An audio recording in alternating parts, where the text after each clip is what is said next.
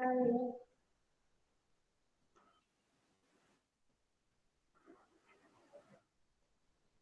Assalamualaikum warahmatullahi taala wabarakatuh. Okay, hari ni teacher nak buat ulang kaji tentang sistem dan struktur bumi. Okay. Ini lihat kepada 4 komponen utama permukaannya. Okay. Kita ada atmosfera, biosfera, hidrosfera dengan geosfera. Okay, nak membezakan keempat-empat ni, kamu rujuk pada depan dia ini apa? Atmos bermaksud udara, bio, hidro, air, geo, tanah.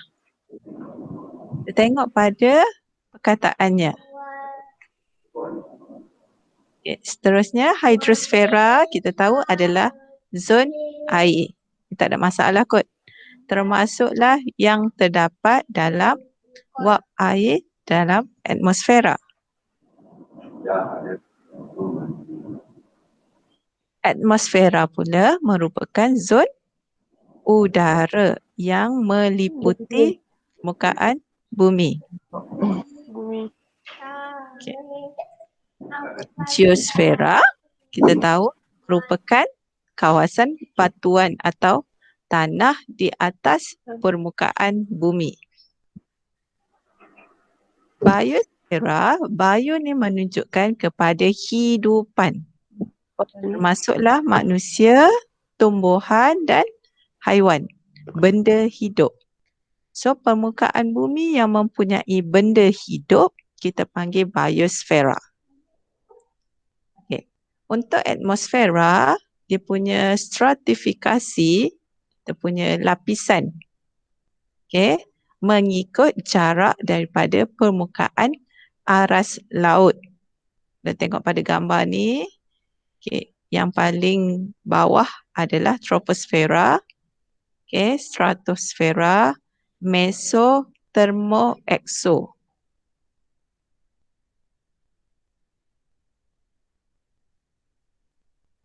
Okay. Kita tengok pada exosfera. Yang paling nipis, exo yang paling luar, udara dia paling nipis, maksudnya dia dah menghampiri peringkat vacuum dan di mana satelit berada untuk mengorbit bumi. Okay, termosfera bawah sikit. Okay, lapisan ia adalah lapisan ion. Ion yang memantulkan gelombang bunyi dan tempatnya aurora terbentuk. Aurora terbentuk nanti kamu akan belajar semasa tingkatan 3. Mesosfera, permukaan di mana boleh berlakunya pembakaran dan penghancuran meteorit. Bila dia kata berlakunya pembakaran, bermaksud kawasan ini dah mempunyai, kat sini dah ada oksigen. Okay. Stratosfera ini lapisan kapal terbang dan mempunyai ozon. Kalau oksigen, dia punya formula adalah O2, ozon adalah O3. Dan kawasan penerbangan. Troposfera adalah kawasan yang terdapatnya oksigen, kepadatan oksigen yang lebih tinggi yang boleh sampai kepada haiwan dan tumbuhan. Kawasan yang terdapatnya awan, hujan atau salji. Okay. Kalau kita tengok yang sebelum ini, stratosfera, kapal terbang boleh terbang di atas permukaan awan ataupun di bawah. So, kapal terbang boleh terbang di kawasan stratosfera ataupun troposfera. Okay. Kita akan bila kita tengok ini, semakin meningkat daripada troposfera ke stratosfera, altitude akan meningkat. Altitude ni ketinggian. Bila dia meningkat, Okey, tekanan udara akan semakin rendah. Suhu juga semakin rendah. Bermaksud semakin tinggi gunung, macam gunung Everest tu, tekanan udara dia akan semakin rendah. So, suhu dia akan makin rendah, makin sejuk dan tekanan tu menyebabkan kita semakin sukar hendak bernafas. Okey. Stratifikasi. Stratifikasi tu adalah layer permukaan. Tadi kita tengok pada atmosfera. Sekarang kita nak tengok pada lautan pula. Lautan bergantung kepada jarak dan jarak di mana cahaya matahari itu sampai. Okey, zon permukaan adalah kawasan yang masih boleh ditembusi oleh cahaya. So, bila ada cahaya, maksudnya ada tumbuhan. Tumbuhan yang terdapat dalam laut seperti rumpai laut dan alga semua itulah. Zon tengah malam di kawasan tengah sedikit, terdapat sedikit cahaya atau tiada cahaya. Habitat haiwan besar seperti paus dan sotong gurita. Kita ada zon tengah malam, zon gelap. Zon gelap merupakan kawasan yang tak sampai cahaya matahari daripada bumi, maksudnya terlampau dalam. Haiwan yang hidup di dalam zon ini mempunyai badan berkilau dan bersinar, yang mempunyai lampu ni.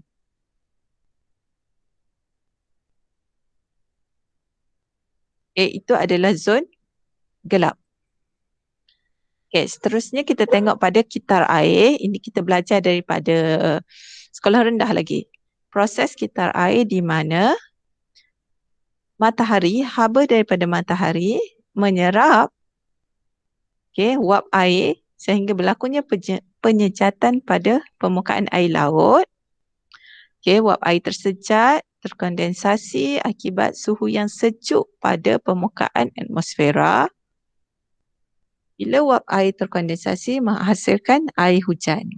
Air hujan menyerap masuk dalam tanah dan kembali semula ke kawasan laut. Okey, kita dah tengok atmosfera, kita dah tengok hidrosfera, sekarang kita nak tengok geosfera. Geosfera, lapisan bumi. Lapisan bumi, kita ada kawasan kerak bumi, kawasan mantle, teras luar dan teras dalam.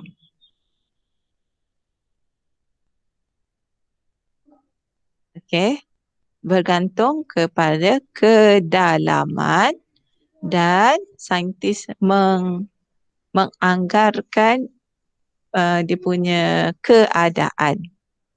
Okey, kawasan mantle, saintis menganggarkan ini masih dalam keadaan berpecat. Autocore, teras luar dalam keadaan liquid.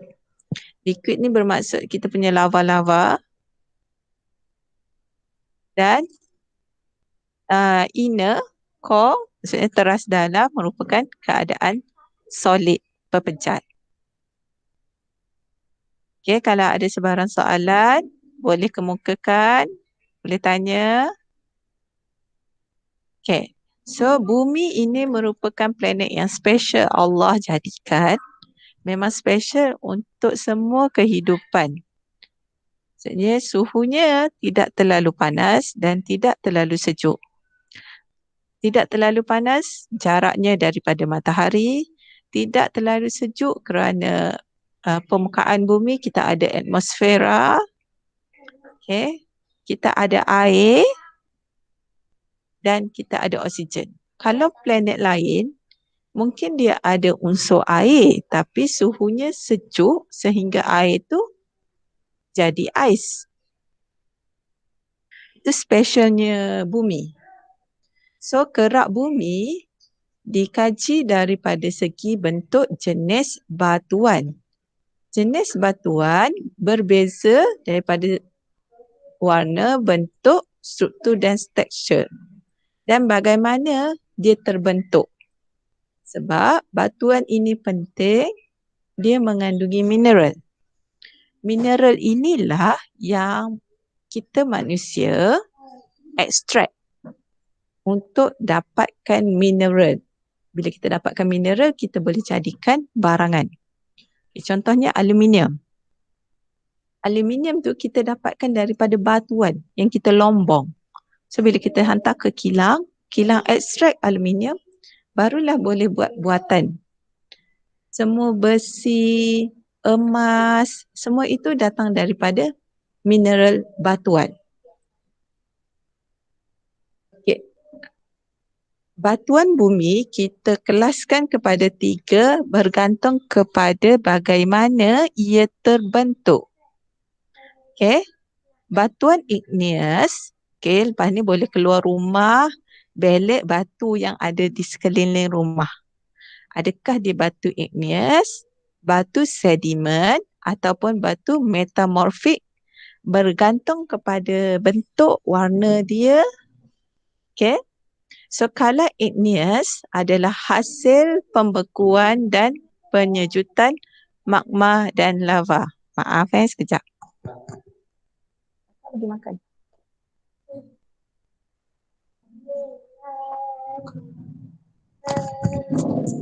Okey, batu sedimen pula adalah hasil endapan yang dibawa oleh sungai dan angin. Okey, sedimen ni mudah kita nampak pada berhampiran dengan sungai ataupun laut. Okey, ataupun bekas lombong ataupun tasik. Kita boleh nampak beza batunya.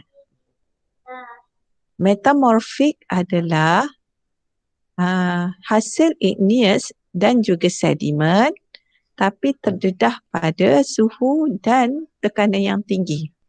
Maka hasilnya adalah lebih keras. Bezanya dekat metamorfik ni dia ada layer lapisan. Nampak perbezaan lapisannya. Ini adalah hasil tekanan dan suhu yang tinggi. Okey, setakat ni okey? Ada soalan? Tak ada. Okey. Kalau kita tengok pada kitar batu, ini adalah kajian saintis yang menunjukkan bagaimana batu itu terhasil. Boleh rujuk buku teks sebab ini bahasa Inggeris kan? Buku teks mana ada, maaf. Buku kemahiran proses sains. Okey. Kita tengok daripada teacher nak tunjuk daripada magma ni lah. Magma adalah cecair panas yang terdapat pada teras luar. So, bila ada permukaan bumi yang merekah macam ni, kita ada permukaan bumi yang ada gunung berapi. So, tekanan magma, okay, bila ada letusan lava, lava itu mengalir ke permukaan bumi dan menyejuk. Bila dia menyejuk, lava akan membentuk batu igneous. Okey. Ada juga batu igneous, kamu nampak arrow teacher kan? Yang terbentuk daripada crystallization. Pengkristalan, maksudnya tekanan menyebabkan dia bergerak kepada permukaan bumi dan yang membentuk gunung ni. Gunung pula ataupun bukit akibat hujan dan suhu matahari, haba dan matahari berlaku proses luluh hawa. Luluh hawa tu menyebabkan batuan itu boleh mengalir ke permukaan luar bumi, okay, permukaan atas daratan. Okay. Proses luluh hawa ni kita dapat tengok di kawasan gua. Bagaimana air itu membentuk batuan. Okay. Bila katalah gunung tu ada runtuhan batuan. So batuan itu akan jatuh pada permukaan bumi. Okay, sekiranya masuk ke dalam laut pun boleh ataupun dia jatuh kepada lereng-lereng. Okay, batu sedimen pula terbentuk daripada mendapan. Mendapan, bila dia termendap ke dalam bumi, bila masuk je dalam lapisan bumi, dia akan mengalami proses tekanan dan suhu yang tinggi.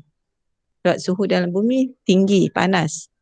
So, dia akan membentuk jenis batuan. Okay. So, perbezaan haba, heating and squashing, tekanan, akan menghasilkan batu metamorfik.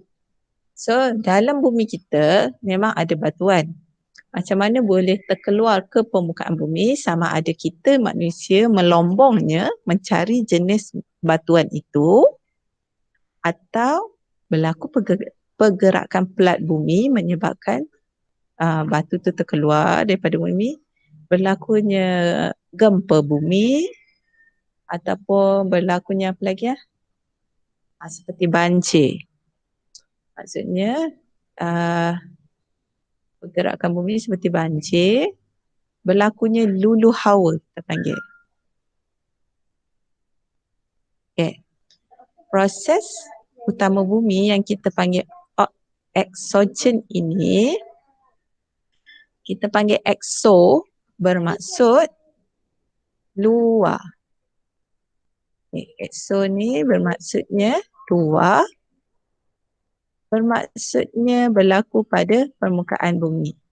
So, hakisan, lulu hawa, angkutan ataupun pengenapan, susut jisim atau darat, ini adalah exogen.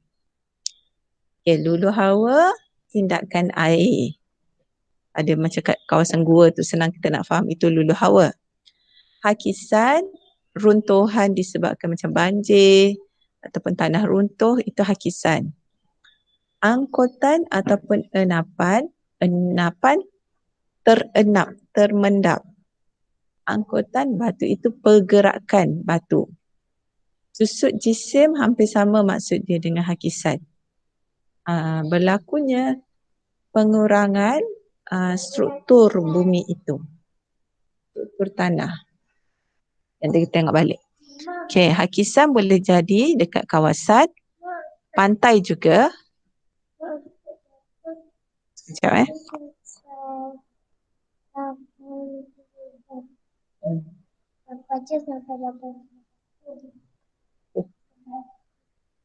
Tak payah cabut kakak, tak payah cabut, pergi makan.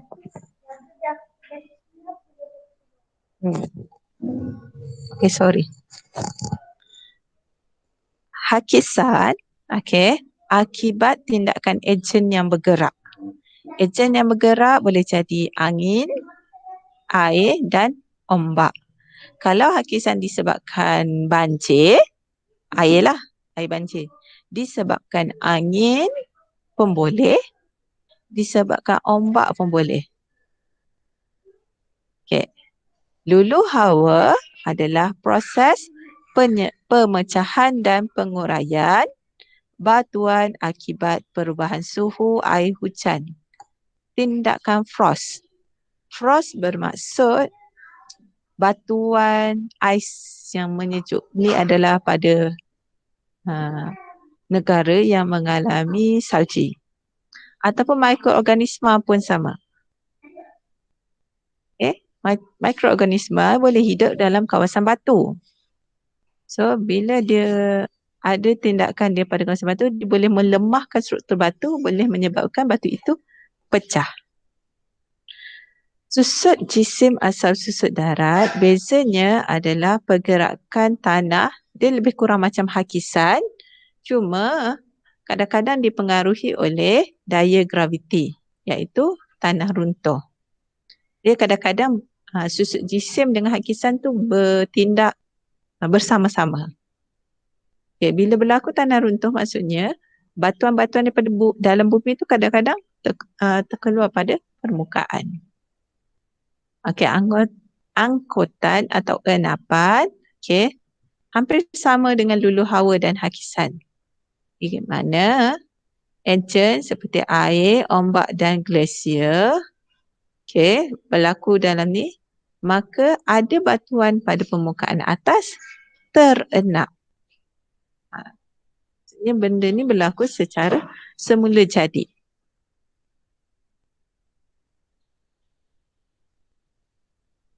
Okay, tadi eksogen pada permukaan. Sekarang endo. Endogen bermaksud dalam. Apa yang berlaku di dalam kerak bumi? Apa yang berlaku di dalam mantle? Apa yang berlaku di dalam teras? Okey, proses-proses ini menyebabkan perubahan permukaan bumi.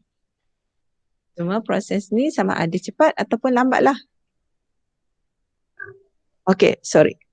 Olahan mantle adalah pergerakan suhu tinggi pada kawasan mantle menghasilkan arus perolakan menggerakkan lapisan kerak bumi. Okay. Kita tahu kawasan mantle adalah kawasan yang mengandungi cecair. Cecair lava. Bila dikata cecair, dia berlaku perubahan arus. Arus ni sebab dia cecair, dia boleh mengalir. Tindakan aliran dia boleh menyebabkan plat bumi akan bergerak. Bergerak tu sama ada berlaku gempa bumi ataupun berlakunya gempa bumi lah, senang nak nampak bila berlaku pelanggaran plat. Okay, plat tektonik kita tahu adalah plat bumi yang sentiasa bergerak. So dia akan berlakunya pertembungan atau pencapahan. Okay. Dia pertembungan dia kalau bertembung itu membentuk gunung. Kalau dia bertindak bertentangan, dia boleh membentuk lurah. Okay. Ada cara dia bergerak. Okay. Aktiviti magma pula. Okay, kita tahu magma tu lava yang panas dan cair keluar melalui gunung berapi akibat letusan kuat. Letusan kuat disebabkan tekanan di dalam bumi yang terlampau kuat. Dia terkumpul. So bila terlampau kuat, dia akan berlaku letupan gunung berapi. So magma ni akan keluar kepada permukaan bumi. Okay. Kesan-kesan endogen di dalam bumi, kita namakan dia juga geobencana. Bencana alam yang disebabkan perubahan pergerakan bumi. Okay. Volkanisme, letusan gunung berapi, pemanasan global. Pemanasan global adalah peningkatan suhu bumi, tsunami, pergerakan plat bumi di bawah laut menyebabkan ombak bersaiz gergasi, tanah runtuh, pergerakan plat bumi di kawasan bukit menyebabkan struktur bumi tu, struktur tanah tu menjadi tidak stabil. Bila tidak stabil, berlakulah tanah runtuh. Lubang benam. Lubang benam ni akibat mendapan tanah. Lava mengalir di dalam mantle menyebabkan struktur teras tu tidak seri. Struktur kerak tidak stabil. So dia akan berlaku mendapan. So bila mendapan kita panggil lubang benam. Gempa bumi, hasil pelanggaran plat bumi. Okay. Ada lagi dua, tanah jerlus. Okay. Hampir sama dengan tanah benam, cuma berlaku di kawasan paya. Okay. So cara untuk mengatasinya, kita nak mengurangkan kesan, kita letaklah alat untuk mengesan tanah runtuh dan juga tsunami. Kalau tanah runtuh, kita letak pada cerun bukit yang dapat menganggarkan pergerakan plat. Kalau tsunami, kita letak pada pesisir pantai. So bila ada amaran, kita sebagai manusia yang hidup pada permukaan bumi ni boleh mengambil langkah-langkah berhati-hatilah supaya tak berlakunya korban jiwa yang tinggi. Okay, ini adalah alat yang mengesan pergerakan plat bumi. So diletakkan di kawasan-kawasan yang sensitif supaya saintis dapat mengkaji sekiranya amaran awal berlakunya perubahan plat bumi yang besar. Okey, ini untuk kesan tsunami. Okay, kesan apabila berlakunya bencana, of course lah menyebabkan kehilangan nyawa, menyebabkan penyakit, kebuluran dan kerosakan harta benda. Okay. Okay, setakat tu untuk bencana. Kita tengok pada usia bumi. Usia bumi, okay, usia bumi kita disebut sebagai era. Era adalah beberapa tempoh masa.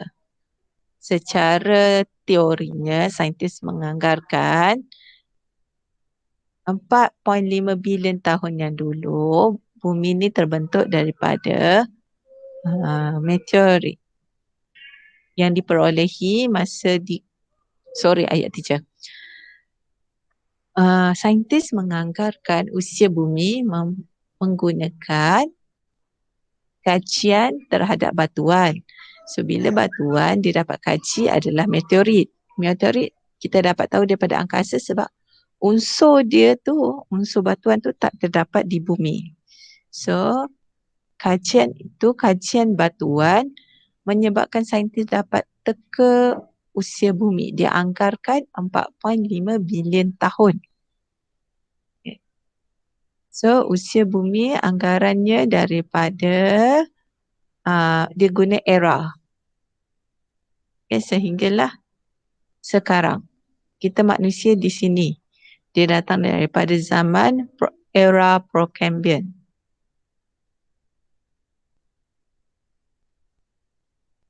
Okay, fosil merupakan tumbuhan haiwan yang kita jumpa di dalam batuan. So, bila jumpa daripada batuan, saintis dapat mengkaji usia fosil itu dan dapat menganggarkan bila haiwan itu wujud. Okay.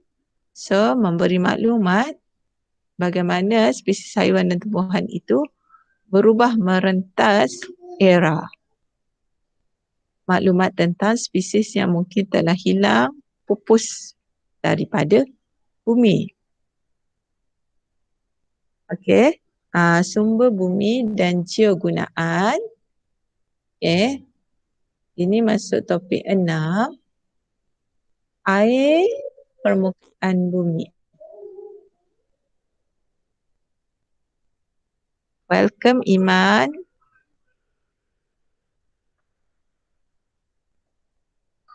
Okay, sekarang kita dekat sumber bumi dengan geogunaan. Okey, air adalah unsur yang paling special ada di bumi sebab kat planet lain tak ada. So kalau kita tak jaga air, kitalah yang mati. Sebab kita yang menggunakan air tersebut. Okey. Air bawah tanah kita panggil aquifer. Okey. Adalah air bawah tanah yang terperangkap antara aras batuan tidak telap air. Okey. Sekiranya kita tak menjaga permukaan air ni, dia akan boleh tercemar dengan baja yang larut lesap ataupun sisa kimia dan industri. So air bawah tanah ni amat pentinglah untuk negara-negara yang tidak mempunyai aliran sungai. Okey, 9.6 sumber bumi dan geogunaan daripada sudut mineral. Tadi teacher terangkan Batuan mempunyai mineral. So, mineral tu yang kita dapatkan biji bersih ataupun biji timah ataupun emas. Bukan logam pula adalah arang batu dan petroleum. So, mineral ini membawa sumber ekonomi kepada manusia. Ini adalah mineral logam yang kita lombong. Okey, timah, emas, mineral bukan logam, arang batu. Arang batu ni adalah batuan yang boleh dibakar menghasilkan tenaga. Petroleum. Okey, mineral nadir. Mineral nadir adalah mineral yang nadir ni maksudnya dia sedikit ataupun so dia special. Okey. Dia sukar dipisahkan. Nanti masa form 3 kamu akan belajar dengan lebih mendalam tentang unsur nadir ini. So digunakan untuk membina alat elektronik. Okay, ini contoh-contoh unsur nadir.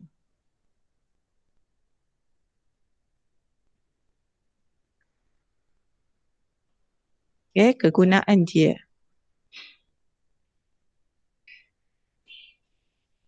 Okay, pembentukan arang batu berlaku secara berjuta-juta tahun dahulu akibat enapan fosil tumbuhan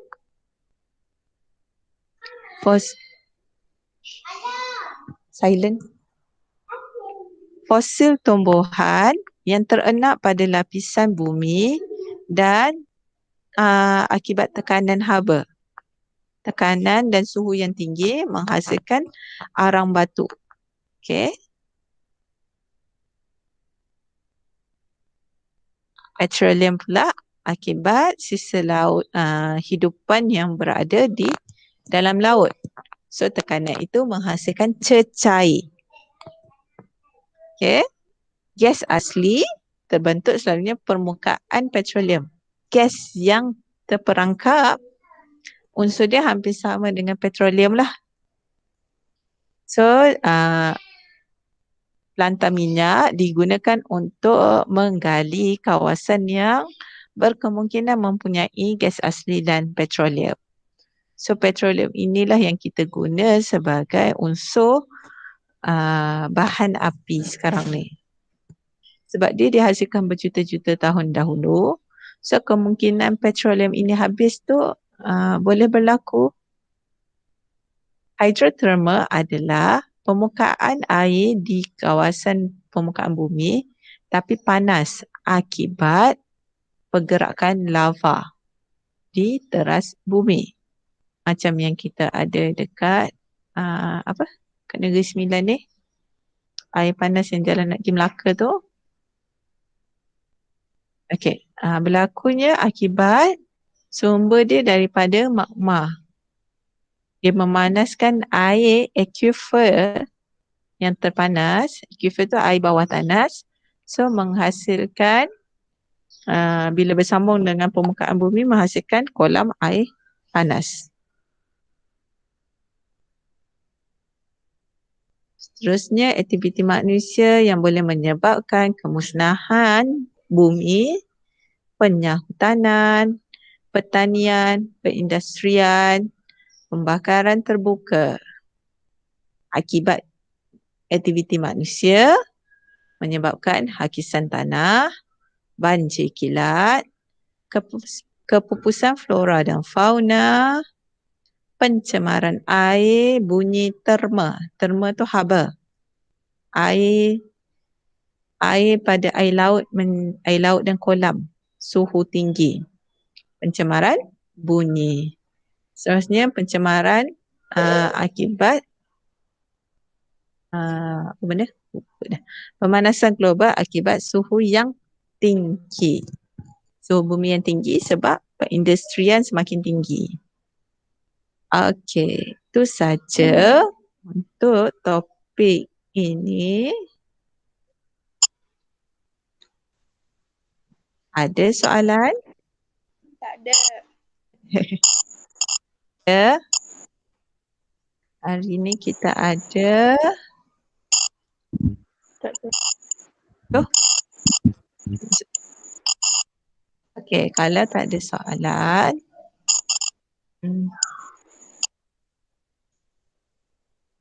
teacher nak tanya soalan. Okey lah, tak apalah. Okey, dah pukul 9. Nanti teacher masukkan kuis. Okey.